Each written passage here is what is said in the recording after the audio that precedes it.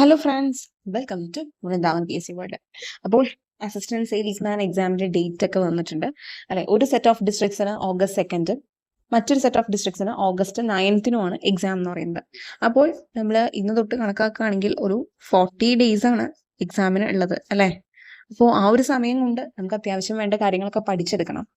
അപ്പോൾ അതിന് വേണ്ടിയിട്ട് ഞാൻ പറഞ്ഞല്ലോ, ഈ കുറച്ച് ദിവസങ്ങൾ കൊണ്ട് എങ്ങനെ പഠിച്ചു തീർക്കും എന്നുള്ള ടെൻഷൻ ഉള്ളവർക്ക് ഒരു എളുപ്പം, അല്ലെങ്കിൽ എന്താണ് എല്ലാവർക്കും കൺവീനിയന്റ് ആകും എന്നുള്ള ഒരു തോന്നലിലാണ് ഞാൻ വീക്കിലി ടൈം ടേബിൾ എന്നുള്ള രീതിയിൽ ഇട്ടത്.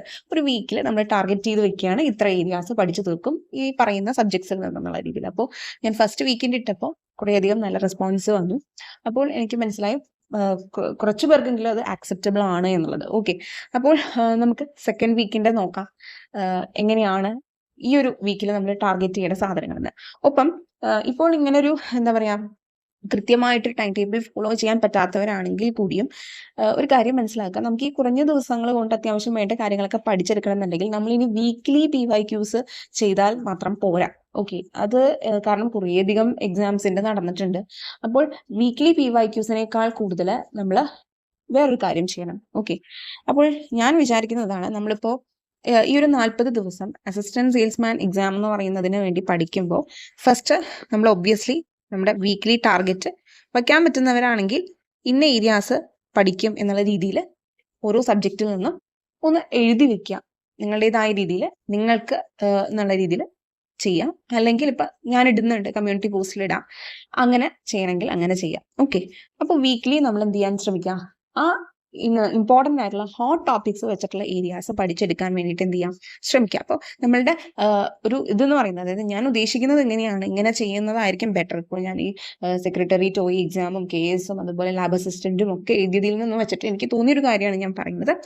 നമ്മൾ ഡെയിലി ചെയ്യാൻ പറ്റണം എന്നില്ല എല്ലാവർക്കും. അപ്പോൾ വീക്ക്ലി നമ്മൾ ഇന്ന ഏരിയാസ്, ഏറ്റവും പ്രാധാന്യമുള്ള ഏരിയാസ് ഒക്കെ എന്ത് ചെയ്യണം, പഠിക്കാൻ വേണ്ടി വെക്കുകയാണ്.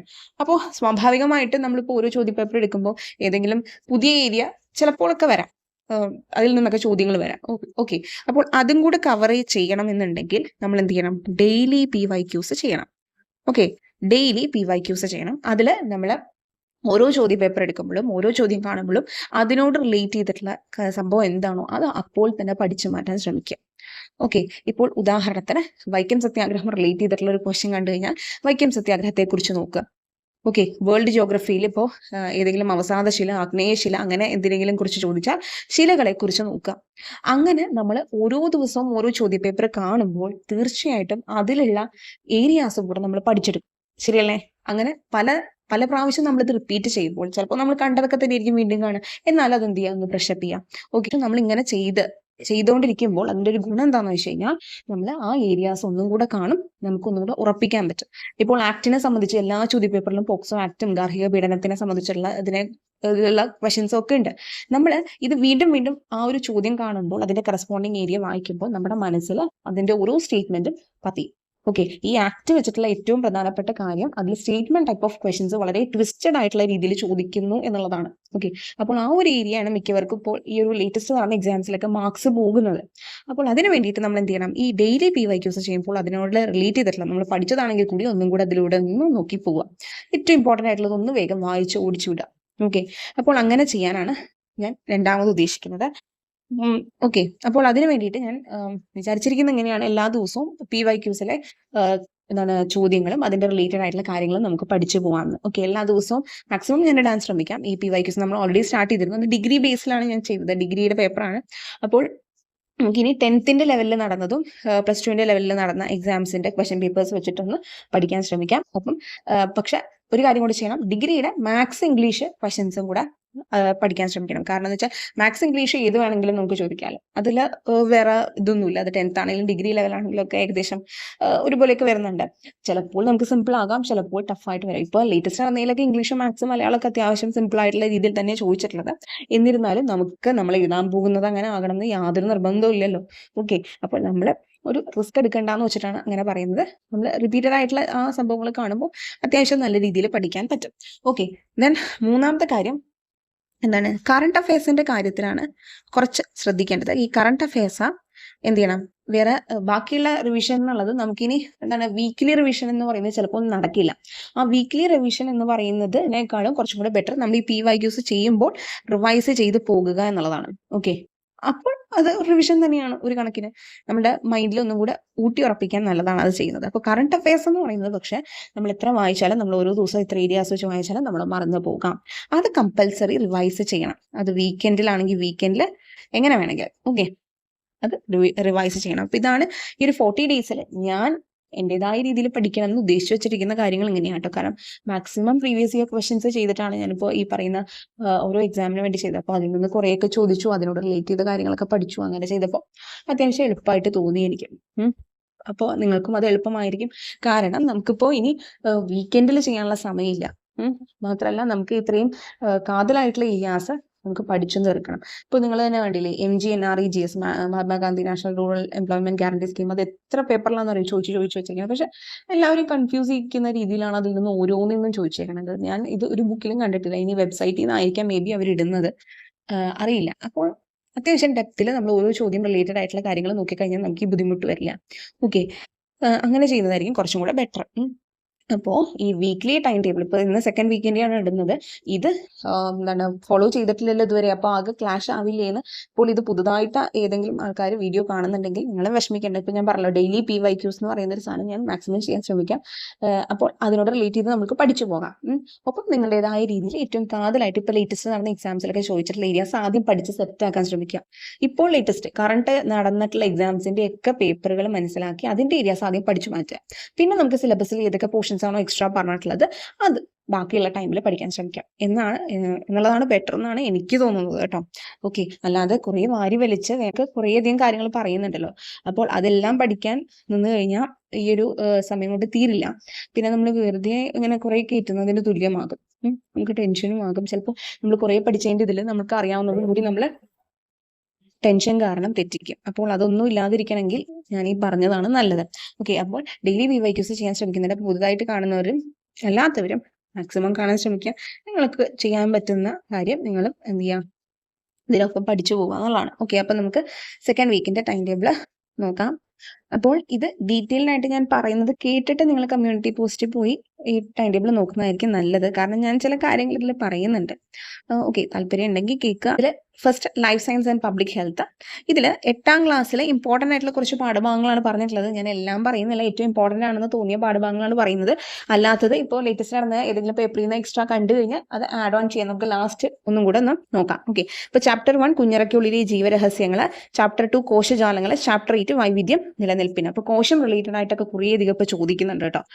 ബാക്കി ഇപ്പോൾ വൈവിധ്യം നിലനിൽപ്പിന് എന്നൊക്കെ നിന്ന് കുറേയധികം ചോദിച്ച് തഴക്കം വന്നുകൊണ്ടായിരിക്കാം വേറെ ഏരിയാസ് പിടിക്കുന്നത്. എന്നിരുന്നാലും നമ്മൾ അതും ഇൻക്ലൂഡ് ചെയ്തിട്ടുണ്ട്. ദെൻ ഫിസിക്സിൽ നിന്ന് ചലനവും ശബ്ദവും, ഈ രണ്ട് ഏരിയയും ഈ ഒരാഴ്ച കൊണ്ടാണ് നമ്മൾ ടാർഗറ്റ് ചെയ്യുന്നത്. ചലനം സംബന്ധിച്ച് കുറേയധികം കാര്യങ്ങൾ നമുക്ക് തീർക്കാനുണ്ട്. അപ്പോൾ ചലനം കംപ്ലീറ്റ് ചെയ്തിട്ട് ശബ്ദത്തിലേക്ക് കിടക്കുക. ശബ്ദത്തിലും കുറേയധികം കാര്യങ്ങളുണ്ട്. അതുകൊണ്ടാണ് രണ്ടേ ഏരിയാസ് ഇട്ടിട്ടുള്ളൂ. ദെൻ കെമിസ്ട്രിയിൽ നിന്ന് ലോഹങ്ങൾ അലോഹങ്ങൾ, ധാരാളം ഫാക്ട്സ് ഉണ്ട് അതിൽ നിന്ന് പഠിക്കാൻ. ലോഹങ്ങളെ സംബന്ധിച്ചും അലോഹങ്ങളെ സംബന്ധിച്ചും. അപ്പോൾ അത് സാവധാനം ഇരുന്ന് ഓരോ ദിവസവും അത്യാവശ്യം വേണ്ടി ടൈം എടുത്തിട്ട് ചെയ്താൽ മതി. ദെൻ ഇന്ത്യൻ കോൺസ്റ്റിറ്റ്യൂഷനിൽ നിന്ന് മൗലികാവകാശങ്ങളും DPSP, ഇതും അറിയാലോ ഈ വീക്കിലേക്കാണ്. ഫണ്ടമെന്റൽ റൈറ്റ്സ് പഠിക്കുമ്പോൾ അത്യാവശ്യം എല്ലാ ആർട്ടിക്കിൾസും എന്തിനെയൊക്കെ ബന്ധപ്പെടുത്തിയിരിക്കുന്നു എന്നുള്ളത് കൃത്യമായിട്ട് മനസ്സിലാക്കുക. DPSP ആണെങ്കിലും ഇതിൽ കുറച്ചും കൂടി ഇപ്പം മൗലികാവകാശങ്ങളൊക്കെ കുറേ പ്രാവശ്യമായി ചോദിക്കുന്നു. ഓക്കെ, ഇതിൽ DPSP അത്യാവശ്യം കോൺസെൻട്രേറ്റ് ചെയ്ത് നോക്കിക്കോളൂ.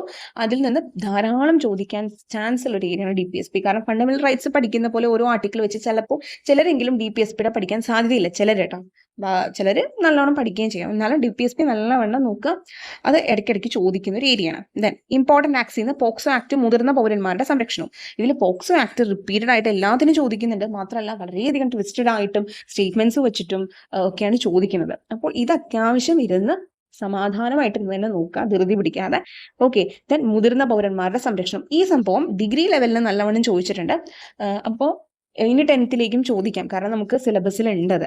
അപ്പോൾ ഈ മുതിർന്ന പൗരന്മാരുടെ സംരക്ഷണവുമായിട്ട് കുറേയധികം ചോദ്യങ്ങൾ ചോദിക്കാനുള്ള ചാൻസ് വളരെ കൂടുതലാണ് ഇനി വരുന്ന എക്സാംസിനും. ഓക്കെ, അപ്പോൾ അതൊന്ന് നോക്കുക. ദെൻ കേരള ഗവേണൻസ് ചെയ്യുന്ന ഡിസാസ്റ്റർ മാനേജ്മെന്റ്, കേരള യുവജന കമ്മീഷൻ, മുന്നാക്ക കമ്മീഷൻ. ഞാൻ പറഞ്ഞല്ലോ ഏറ്റവും പ്രധാനപ്പെട്ട ഏരിയാസ് മാത്രമാണ് ഞാനിപ്പോൾ ആദ്യമേ പഠിച്ചു മാറ്റാൻ പറയുന്നത് കേട്ടോ. അപ്പോൾ ഡിസാസ്റ്റർ മാനേജ്മെന്റ് അത്യാവശ്യം കാര്യങ്ങളുണ്ട്. ലേറ്റസ്റ്റ് അമ്മയിലൊന്നും അധികം ചോദിച്ചിട്ടില്ല. പിന്നെ കമ്മീഷൻസിൽ കേരള യുവജന കമ്മീഷനും മുന്നാക്ക കമ്മീഷനും ഇത് മുൻപത്തേലൊക്കെ ചോദിച്ചിട്ടുണ്ട്. അപ്പോൾ ഏറ്റവും പ്രധാനപ്പെട്ടെന്ന് തോന്നുന്നതാണ് ഞാൻ ഈ പറയുന്നത്. ഇത് ആദ്യം പഠിച്ചു മാറ്റാം. Then information technology, IT hardware and software. ഇതിൽ നിന്ന് മാറ്റാൻ എനിക്ക് ഇനി ഒന്നും പറയാൻ പറ്റില്ല. കാരണം ഹാർഡ്വെയർ സോഫ്റ്റ്വെയറിന് ബേസിക് ആയിട്ടുള്ള കാര്യങ്ങളൊക്കെ ഉണ്ടല്ലോ. സോഫ്റ്റ്വെയർ തന്നെ ഏതൊക്കെ തരത്തിലുണ്ട്, OS, അതുപോലെ ആപ്ലിക്കേഷൻ സോഫ്റ്റ്വെയർ, ഇങ്ങനത്തെ 2 ടൈപ്പ് ഓഫ് സോഫ്റ്റ്വെയർസ് ഇന്നലെ വന്ന പേപ്പറിൽ നിങ്ങൾ കണ്ടിട്ടുണ്ടാവും. ലാബ് അസിസ്റ്റന്റ് ആന്റിവൈറസ് സോഫ്റ്റ്വെയർ ഏതാന്നൊക്കെയാണ് ചോദിച്ചത്. അപ്പോൾ അത് സോഫ്റ്റ്വെയറിന്റെ വിഭാഗങ്ങളാണ്. ഓക്കെ, നമ്മൾ എന്താണ് ഓപ്പറേറ്റിംഗ് സിസ്റ്റം എന്നുള്ള രീതിയിൽ സിസ്റ്റം സോഫ്റ്റ്വെയർസും ഉണ്ട്, അതുപോലെ ആപ്ലിക്കേഷൻ സോഫ്റ്റ്വെയർസ് ഉണ്ട്. ഈ സിസ്റ്റം സോഫ്റ്റ്വെയർസിൽ തന്നെ പല ക്ലാസിഫിക്കേഷൻ ഉണ്ട്. OS, യൂട്ടിലിറ്റി സോഫ്റ്റ്വെയർ, ഓക്കെ, അതുപോലെ തന്നെ ഫേംവെയർ, അങ്ങനെ കുറേ അധികം ഉണ്ട്. അപ്പോൾ ഇതൊക്കെ നമ്മൾ കൃത്യമായിട്ട് അറിഞ്ഞാലേ ഓരോന്നും എന്തിൽ പെടുന്നു എന്ന് മനസ്സിലാക്കാൻ പറ്റുള്ളൂ. ഇപ്പോൾ പുതുതായിട്ട് പഠിക്കുന്നവർക്ക് എന്താണ് ഇത് കൃത്യമായിട്ട് ഒന്ന് പഠിച്ചു പോകണം കേട്ടോ. അതുപോലെ ഓരോന്നിന്റെ എക്സാമ്പിൾ OS ഓരോ ഇപ്പൊ മൈക്രോസോഫ്റ്റിന്റെ ഏതാണ്, ആപ്പിളിന്റെ ഏതാണ്, ഗൂഗിളിന്റെ ഏതാണ് എന്നുള്ളതൊക്കെ കൃത്യമായിട്ട് മനസ്സിലാക്കണം. എക്സാമ്പിൾസ് കേട്ടോ. ദെൻ വച്ചിട്ട് പഠിക്കാൻ ശ്രമിക്കണം. ദെൻ ആർട്സ്, സ്പോർട്സ്, ലിറ്ററേച്ചർ ഞാൻ ഇമ്പോർട്ടൻറ്റ് ഫ്രം PYQ എന്ന് ഇടാൻ കാരണം വേറെ ഒന്നും കൊണ്ടല്ല, ഇതൊരു വാസ്റ്റ് ആയിട്ടുള്ള ഒരു ഏരിയയാണ്. എനിക്ക് തോന്നിക്കണം അങ്ങനെയാണ്. ആർട്സ്, സ്പോർട്സ്, ലിറ്ററേച്ചർ 5 മാർക്സിൻ്റെ ഇതിൽ നിന്ന്. അപ്പോൾ ഇത് മാക്സിമം നിങ്ങൾ ഓരോ ദിവസവും ചോദ്യ പേപ്പർ ചെയ്യുമ്പോൾ, അല്ലെങ്കിൽ എന്താണ് ഈ ഒരു ആർട്സ് സ്പോർട്സ് പഠിക്കാനിരിക്കുമ്പോൾ ഓരോ പേപ്പറിലും, അല്ലെങ്കിൽ പ്രീവിയസ് ഇയർ നടന്ന പേപ്പറിൽ ആർട്സ്, സ്പോർട്സ്, ലിറ്ററേച്ചർ എന്നുള്ള മേഖലയിൽ നിന്ന് എന്തൊക്കെയാണ് ചോദിച്ചിട്ടുള്ളത് എന്നുള്ളത് മനസ്സിലാക്കിയിട്ട് അതിനോട് ബന്ധപ്പെടുത്തിയിട്ടുള്ള ഏരിയാസ് പഠിക്കുന്നതായിരിക്കും കുറച്ചും കൂടെ ബെറ്റർ.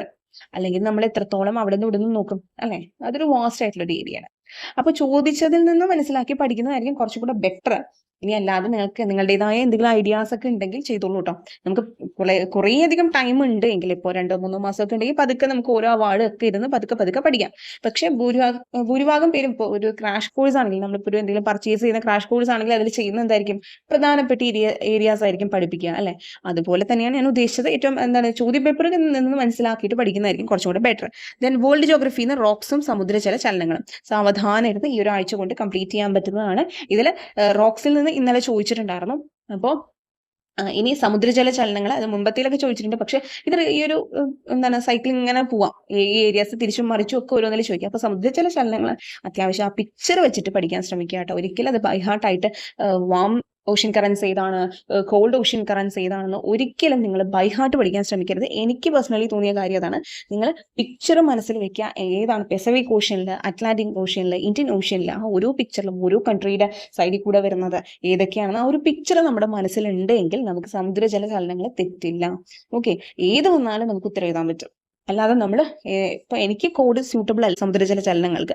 ചില ഏരിയാസ് ഒക്കെ പഠിക്കാൻ വേണ്ടിയിട്ട് കോഡ് യൂസ് ചെയ്യുന്നത് നല്ലതാണ്. കാരണം എന്തിരുന്നാലും നമുക്ക് മാറിപ്പോകും എന്നുള്ള കേസുകൾ ഉണ്ടെങ്കിൽ. അല്ലാതെ ഇപ്പോൾ സമുദ്രജല ചലനം ഞാൻ പഠിക്കാൻ ശ്രമിച്ച സമയത്ത് എനിക്ക് കോഡൊന്നും പറ്റുന്നില്ല, ബൈഹാർട്ടും പഠിക്കാൻ പറ്റുന്നില്ല. അപ്പോൾ എനിക്ക് പിക്ചറാണ് എനിക്ക് പേഴ്സണലി കൂടുതൽ. ഇത് നിങ്ങളുടെ ഇഷ്ടം, നിങ്ങൾക്ക് ഏതാണ് കംഫർട്ടബിൾ അതിനനുസരിച്ച് ചെയ്യാം.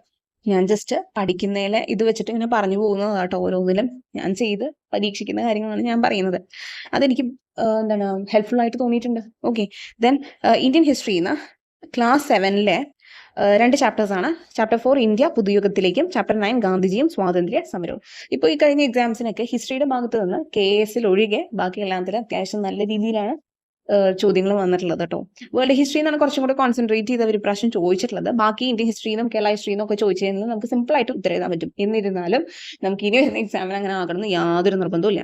ഓക്കെ, ദെൻ ഇംഗ്ലീഷ് എന്ന active passive voice, phrasal verbs, idioms ഈ ഒരാഴ്ച കൊണ്ട് ഒരു ഗ്രാമർ പോർഷൻ എടുക്കുക, ബാക്കിയുള്ള വൊക്കാബ് പോർഷൻസ് എടുക്കുക. ഓക്കെ, ഇതിൽ ഇഡിയംസ് ഞാൻ വീണ്ടും പറയാൻ കാരണം ആദ്യത്തെ ഇപ്പോൾ 2-3 എണ്ണത്തിൽ ചോദിച്ചു, ഇന്നലെ നടന്നതിൽ ഇഡിയം ചോദിച്ചിട്ടില്ല. അപ്പോൾ എങ്ങനെ വേണമെങ്കിലും വരാം. ദെൻ മലയാളത്തിൽ നിന്ന് വിപരീതവും പര്യായം, ഈ 2 ഏരിയാസിൽ നിന്ന് കുറച്ച് വേർഡ്സ് ഒന്ന് പരീക്ഷാ പേപ്പറിൽ നമ്മൾ പറഞ്ഞല്ലോ. ഇപ്പം ഞാൻ ഡെയിലി PYQs ചെയ്യുമ്പോൾ മലയാളം വരുന്ന പോർഷൻസ് വരുമ്പോൾ നമുക്ക് അതിനോട് അസോസിയേറ്റ് ചെയ്തതുള്ളതൊക്കെ ഒന്ന് ജസ്റ്റ് ഇമ്പോർട്ടൻ്റ് ആയിട്ടുള്ളതൊക്കെ നോക്കാം. ഓക്കെ, ദെൻ മാത്സ് ആവറേജും കലണ്ടറും. ആവറേജ് എന്ന് പറയുന്ന ഏരിയയിൽ നിന്ന് അതിൻ്റെ റൂൾസ് കാര്യങ്ങൾ എങ്ങനെയാണെന്ന് നമുക്ക് റൂൾ അറിയാമെങ്കിൽ ജസ്റ്റ് 1-2 പ്രോബ്ലംസ് ചെയ്ത് നോക്കുക. അതിൽ ഓക്കെ ആണെന്നുണ്ടെങ്കിൽ പിന്നെ കുറേ നേരം അതിൽ ഇതാക്കണം എന്നില്ല. നിങ്ങൾക്ക് മാത്സ് സെറ്റ് ആണെങ്കിൽ നോ പ്രോബ്ലം. ഇനി നിങ്ങൾക്ക് അത് ഡിഫിക്കൽട്ട് ആയിട്ടുള്ള ഏരിയാസ് ഉണ്ടെങ്കിൽ ജസ്റ്റ് 2-3 പ്രോബ്ലംസ് ഒന്ന് ചെയ്ത് നോക്കാൻ ശ്രമിക്കുക കേട്ടോ. കലണ്ടർ ഒക്കെ സിമ്പിൾ ആണ്. ഇതുവരെ ഇതിൽ അധികം കലണ്ടർ ചോദിച്ചിട്ടില്ല, അപ്പോൾ ഇനി ഇതിൽ ചോദിക്കാം. ദെൻ കറണ്ട് അഫയേഴ്സ് ഞാൻ മാർച്ചാണ് ഇട്ടത്, മാർച്ച് 2025 ആണ് ഇട്ടത്. കഴിഞ്ഞതിൽ ഞാൻ ജനുവരി ഇട്ടിരുന്നത്. എന്തുകൊണ്ട് മാർച്ച് ഇട്ടു എന്ന് ചോദിച്ചു കഴിഞ്ഞാൽ ഇക്കഴിഞ്ഞ എക്സാംസിന് മാർച്ചിലത്തെ കുറച്ചധികം സ്പെഷ്യൽ ആയിട്ടുള്ള കറണ്ട് അഫയേഴ്സ് ആണ് ചോദിച്ചിട്ടുള്ളത്. ഓക്കെ, അപ്പോൾ ഞാൻ പറഞ്ഞല്ലോ ഇമ്പോർട്ടൻ്റ് ആയിട്ടുള്ളത് മാത്രമേ നമ്മൾ ഈ ഒരു ഇതിൽ കംപ്ലീറ്റ് ചെയ്യാൻ ശ്രമിക്കുന്നത്. ബാക്കി ടൈം ഉണ്ടെങ്കിൽ നമ്മൾ ബാക്കിയുള്ള ഏരിയാസെല്ലാം ചെയ്യും.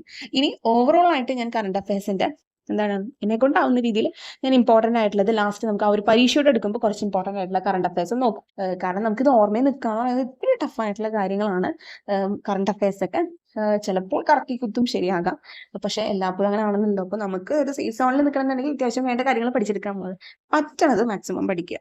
ഓക്കെ, അല്ലാതെ വളരെയധികം അയ്യോ എനിക്ക് കിട്ടണില്ലല്ലോ, അയ്യോ അത് തീർക്കാനുണ്ട് ഇത് തീർക്കാനുണ്ട് എന്ന് പറഞ്ഞാൽ നമ്മൾ ഓടിക്കഴിഞ്ഞാൽ നമുക്ക് ഉള്ളതും പോകും, എന്താണ് അല്ലാത്തത് കിട്ടൂല. അങ്ങനത്തെ ഒരു രീതിയിലോട്ടെ നമ്മൾ എത്തത്തുള്ളൂ. ഓക്കെ, കാരണം നമ്മൾ അറിയണത് പോലും തെറ്റിച്ചു വയ്ക്കും. നമ്മൾ എത്ര പഠിച്ചു എന്ന് പറഞ്ഞാലും നമ്മൾ ആ എക്സാം ഹാളിൽ ചെല്ലുമ്പോൾ നമുക്ക് ചിലപ്പോൾ മൈൻഡിൽ ഇതല്ലേ ശരി അതല്ലേ ശരി അങ്ങനെ ആയിരുന്നില്ലേ എല്ലാം ഒരു കൺഫ്യൂഷൻ അടിച്ച് തെറ്റും. നമ്മൾ ചിലപ്പോൾ എക്സാം കഴിഞ്ഞിറങ്ങുമ്പോൾ സിമ്പിൾ അല്ലേ എന്ന് വിചാരിക്കും, പക്ഷെ നമ്മൾ വീട്ടിലെത്തി ചെക്ക് ചെയ്യുമ്പോൾ നമുക്ക് തോന്നും അയ്യോ ഇതായിരുന്നല്ലോ ഉത്തരം. ഓക്കെ, അപ്പോൾ ആ ഒരു റിസ്ക് ഒക്കെ ഇല്ലാതിരിക്കാൻ നമ്മൾ ആദ്യം ടെൻഷൻ ഫ്രീ ആയിട്ട് പഠിച്ചു മാറ്റാൻ ശ്രമിക്കുക. ഓരോ ഏരിയാസ് ആയിട്ട് സ്പെസിഫിക് നമ്മൾ സ്വയം മനസ്സിൽ വെക്കേണ്ട ഒരു കാര്യം അതാണ്. ഓരോ ഇമ്പോർട്ടൻ്റ് ആയിട്ടുള്ള ഏരിയാസ് ആണ് ഞാൻ പഠിച്ചെടുക്കാൻ ശ്രമിക്കുന്നത്. അതിനുശേഷം ബാക്കി ടൈം ഉണ്ടെങ്കിൽ ബാക്കിയുള്ള കാര്യം അത്യാവശ്യം നല്ല രീതിയിൽ കവർ ചെയ്യാൻ ശ്രമിക്കുക. അപ്പോൾ ഞാൻ പറഞ്ഞ പോലെ ഡെയിലി PYQ ഞാൻ ചെയ്യാൻ ശ്രമിക്കാം കേട്ടോ. അതിൽ നിന്ന് നമ്മൾ അസോസിയേറ്റഡ് ആയിട്ടുള്ള കാര്യങ്ങൾ പഠിക്കാം. ഓക്കെ, അപ്പോൾ നമുക്ക് ആ ഏരിയാസ് കവർ ചെയ്ത് പോകും നമ്മൾ ഈ പഠിക്കുന്നതിന്റെ ഒപ്പം. ഓക്കെ, അപ്പോൾ ഒരു പേപ്പർ മുഴുവൻ ഇരുന്ന് ഒരു ദിവസം തീർക്കണ കാര്യമല്ല ഞാൻ പറയുന്നത്. നമ്മളൊരു ചോദ്യ പേപ്പർ എടുത്തു കഴിഞ്ഞാൽ അതിൽ ഓരോ ചോദ്യങ്ങൾ ഇത്ര വെച്ചിട്ട് നമ്മൾ കംപ്ലീറ്റ് ചെയ്യാനാണ് ശ്രമിക്കുന്നത്. ഓക്കെ, അങ്ങനെ നമുക്ക് ഇനി ഡെയിലി ചെയ്താൽ മാത്രമേ ഈ പ്രീവിയസ് ഇയർ അത്യാവശ്യം നല്ല രീതിയിൽ എക്സാമിന് മുമ്പ് വേണ്ടതൊക്കെ ഒന്ന് കവർ ചെയ്യാൻ പറ്റുള്ളൂ. ഓക്കെ, അപ്പോൾ ഞാൻ ഈ പറഞ്ഞ കാര്യങ്ങളൊക്കെ ഓക്കെ അല്ലേ എന്നുള്ളത് നിങ്ങൾ പറയാം. ദെൻ ഇതിന്റെ ടൈം ടേബിൾ ഞാൻ കമ്മ്യൂണിറ്റി പോസ്റ്റിൽ നാളെ ഇടാം. ഓക്കെ, നാളേക്കുള്ളതല്ലേ, നാളെ തൊട്ടല്ലേ സ്റ്റാർട്ട് ചെയ്യുന്നത്. ഓക്കെ, അപ്പോൾ ഇന്നലെ നടന്ന പേപ്പറൊക്കെ ഒന്ന് നോക്കാം, അനലൈസ് ചെയ്ത് എളുപ്പമാണെങ്കിലും ഇനി അങ്ങോട്ടുള്ളത് എളുപ്പമാകണമെന്ന് നിർബന്ധമില്ല, ടഫ് ആവണമെന്ന് നിർബന്ധമില്ല. നമ്മൾ എളുപ്പമാണെന്ന് വിചാരിക്കും തോറും നമ്മൾ റിസ്ക് സോണിലാവാനുള്ള ചാൻസ് കൂടുതലാണ്. ഓക്കെ, കാരണം എന്താണെന്ന് വെച്ച് കഴിഞ്ഞാൽ അത്രയും കട്ട് ഓഫ് കൂടും. അപ്പോൾ അതിന് അത്രയും നല്ല രീതിയിൽ സ്കോർ ചെയ്യേണ്ടി വരും.